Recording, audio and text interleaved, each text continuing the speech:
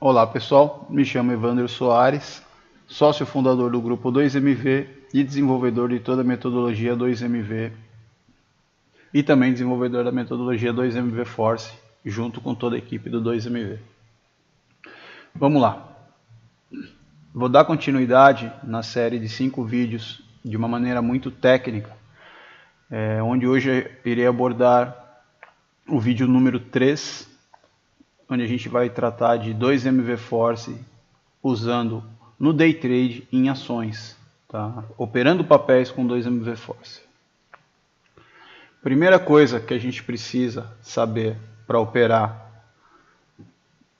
com a metodologia 2MV Force no Day Trade é conhecer um pouco dos papéis que a gente pretende operar. Eu quero dizer assim, conhecer a volatilidade. Então, vocês podem ver na tela que está a Vale. Vamos lá, primeira dica.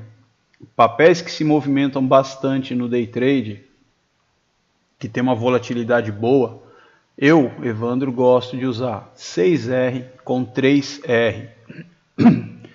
Papéis que se movimentam menos no Day Trade, tá? Eu aconselho usar 4R com 2R, por exemplo, Petrobras, tá? Porque a gente sempre vai trabalhar procurando a entrada pelo gatilho, pelo alarme ou pelo box branco do tempo maior, né, do renko maior, e filtrando a sua entrada com base em análise técnica, com base em seus filtros, pelo tempo menor, para a gente ter um stop, um risco-ganho mais adequado, tá? Um gerenciamento.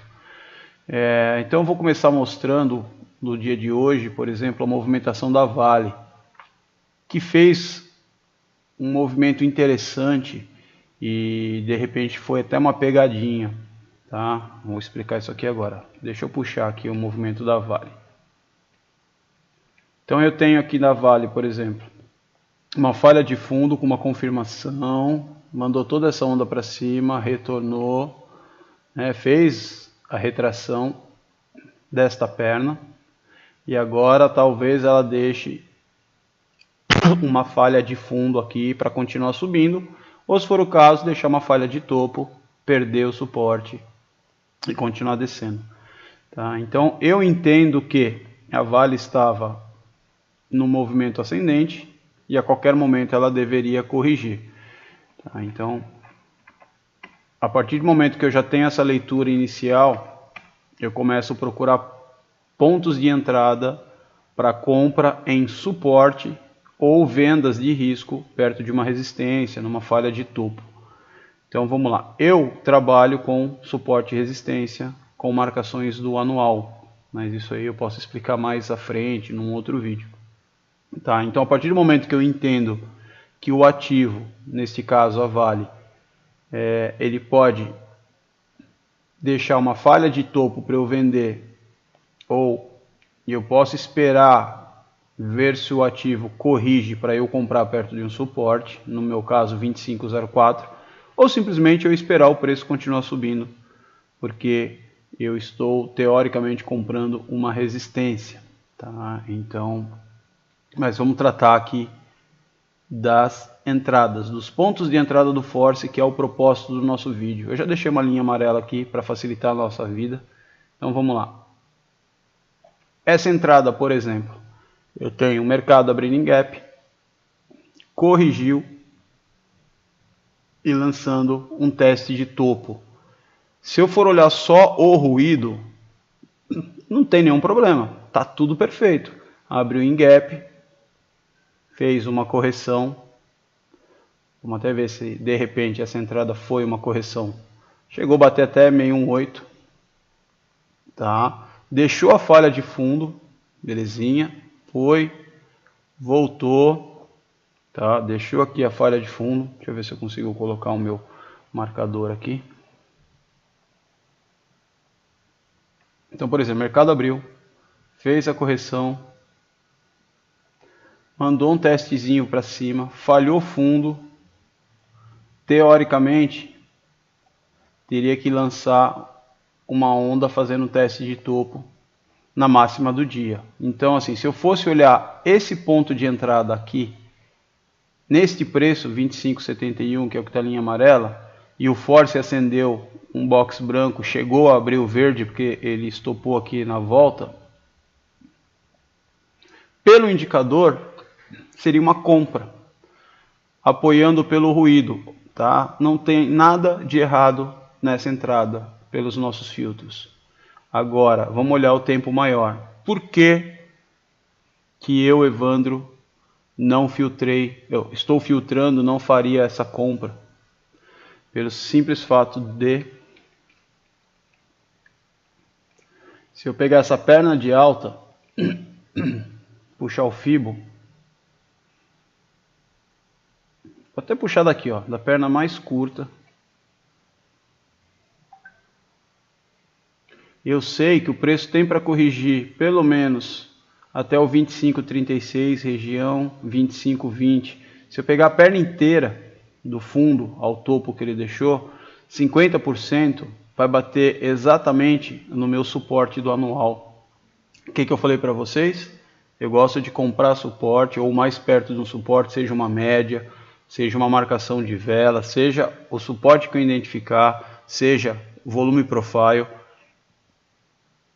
Tá, então eu tenho que comprar perto de um suporte porque eu tenho um risco-ganho, um gerenciamento de trade melhor.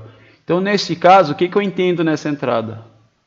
O preço foi, voltou, não fez a retração ideal, e eu já estou esperando nessa entrada uma possível falha de topo. Ou se eu assumisse esse risco para comprar, que não tem nada de errado, né? Ele fez, se eu for olhar o tempo ainda menor, pegou a perna de alta, voltou na retração bonitinha, mandou um teste de topo e deu a entrada e o ruído apoiou. O ruído deixou aqui para a gente uma falha de fundo.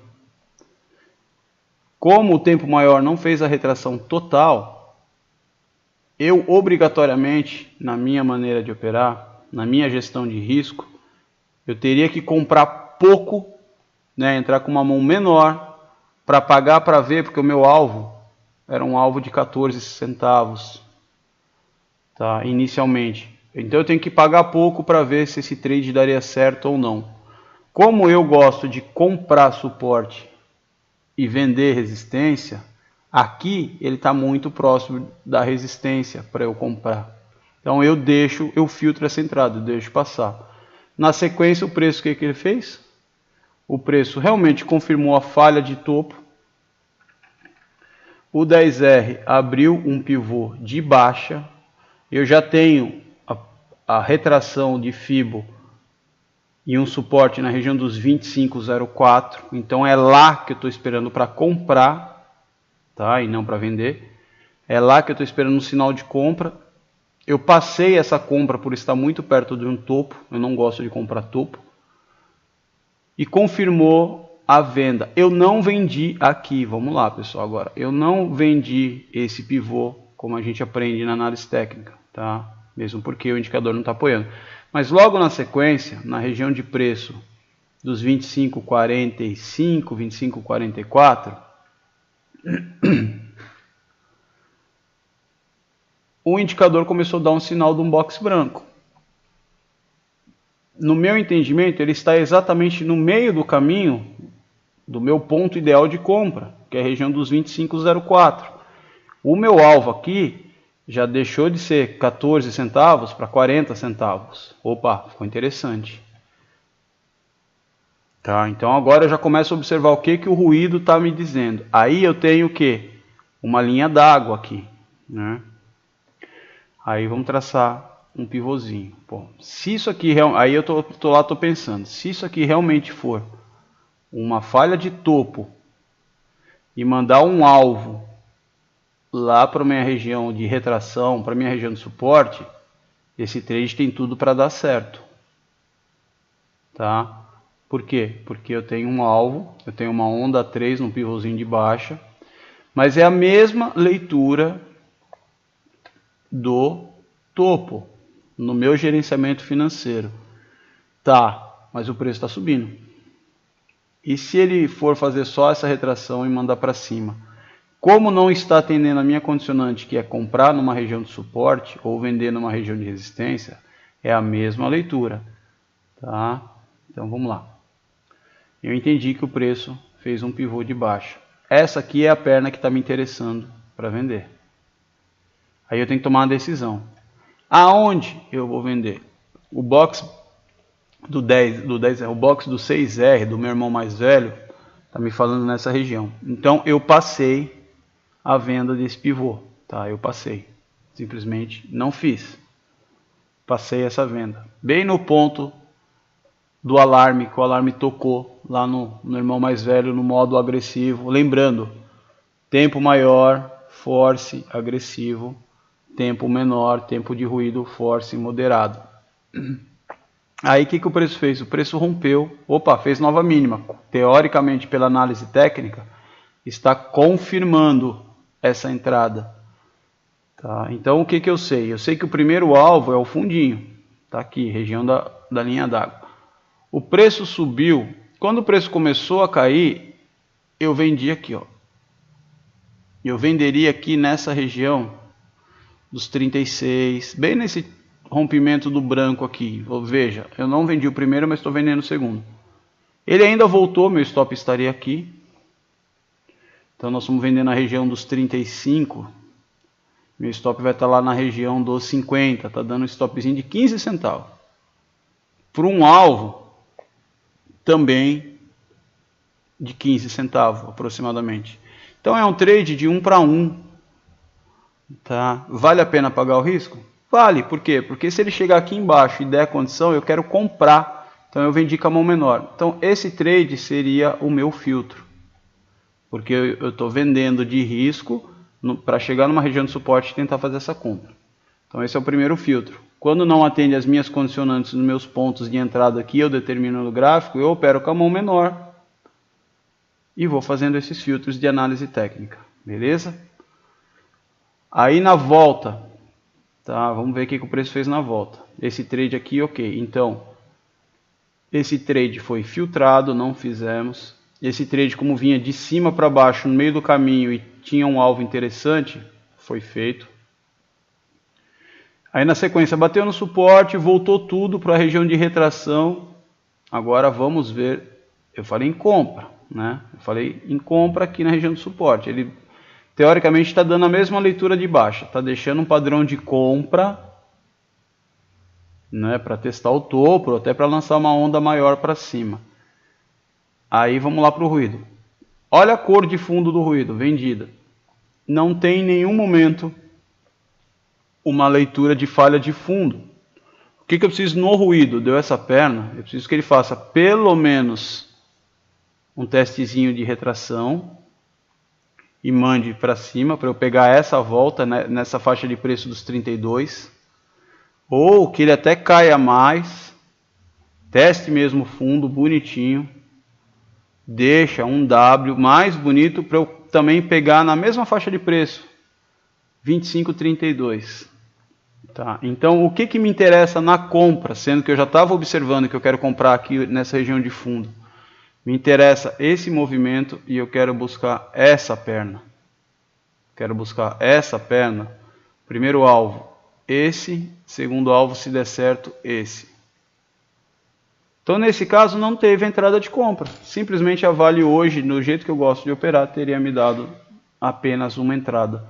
Pode ser que amanhã ela complete esse movimento? Sim. Ou mande até o pivô de baixa. Tá? Então, eu tenho o ruído inicialmente ainda buscando uma retração para armar